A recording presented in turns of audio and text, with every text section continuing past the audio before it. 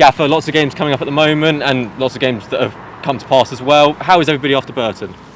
Well, good. Everybody's in good form, really. Obviously, when you win, you very rarely pick up any knocks, and everybody's fresh, if you know what I mean. When you win, it makes a completely different atmosphere in and around. Everybody's happier, aren't they? So no, we haven't picked up anything at the weekend. Maybe a few tired legs, but other than that, I think everybody will be good to go again by the time kick-off comes tomorrow night.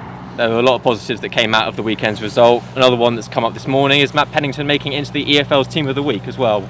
It's funny because I looked at that and I mentioned it to you before you come out here, but Elliot Bennett I thought was in it as well. So it wasn't on the graphic. So I don't know why that's changed. I thought Elliot Bennett was in it with Matthew, which I thought was good. It's always pleasing when we get one in there, but to have had two in there, and I don't know why Elliot's perhaps not in it now.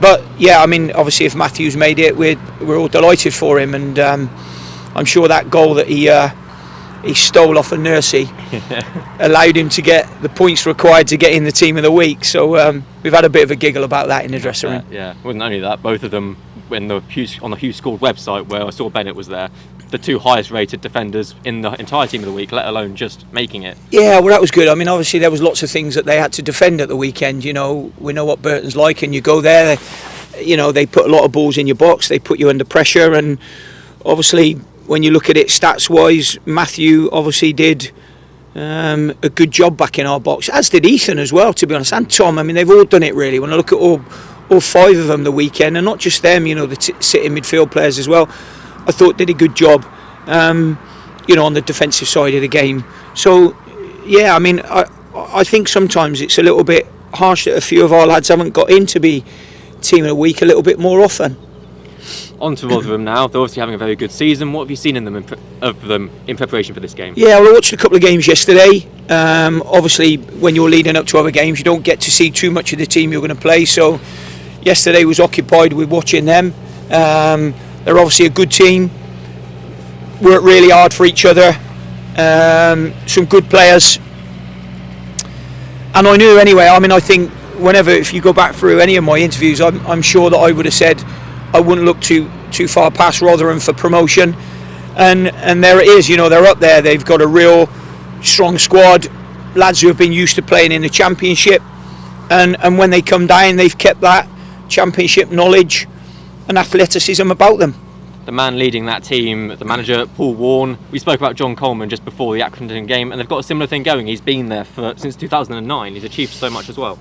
Well, I think what's happened is, when they step up a level, they know that they're up against it, and when they get relegated, the chairman doesn't panic with it. He sticks with it and thinks that they're strong enough to go back up. So I think that they're obviously a good model for going up and coming back down. Charlton Athletic did it years ago before they even got into the Premier League with Alan Kirbishley. I think you get promoted and then everybody knows how difficult it is. So I think with them, it's been good, and it's been very good for Paul as well, because he knows that when the summer comes he can plan his team for the next year, and it's just been good continuity, same as Accrington have had. Yeah. We're speaking to Tom Flanagan after this. He made his full debut last Tuesday night, got another 90 against Burton. How do you think he's fared in those two games? Great. Yeah, I think he's been a good signing, and I think he will be a good signing for us, and we're delighted really with how he's played, and we're looking for more good performances out of him, and I'm sure he's looking to do the same. But I think he's settled in really well.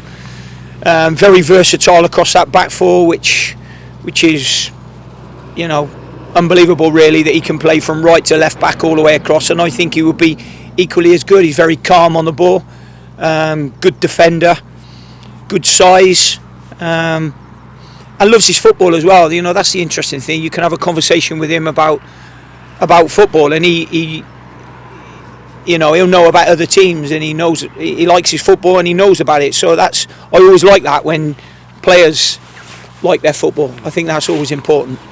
His full debut was a long time coming due to certain things he couldn't control. He was ill for Wycombe, which I believe he was due to start, and I don't know if he was due to play against Morecambe, but that game was postponed. He's had to be quite patient, really, waiting for a full debut. Well, I think with that, you know, when you bring lads in, it's ideally it's not about throwing them straight in, because they've got to know what you do. Because if you throw them straight in, no matter how experienced they are, or how good a player we are, or we think that they are, that we're getting, it's important to know how we play. So, you know, with that early game and then a few more training sessions on things, he'll get to know what's expected of him, and I think that he's taken to that very well. Okay, thank you, Gaffer. Thank you.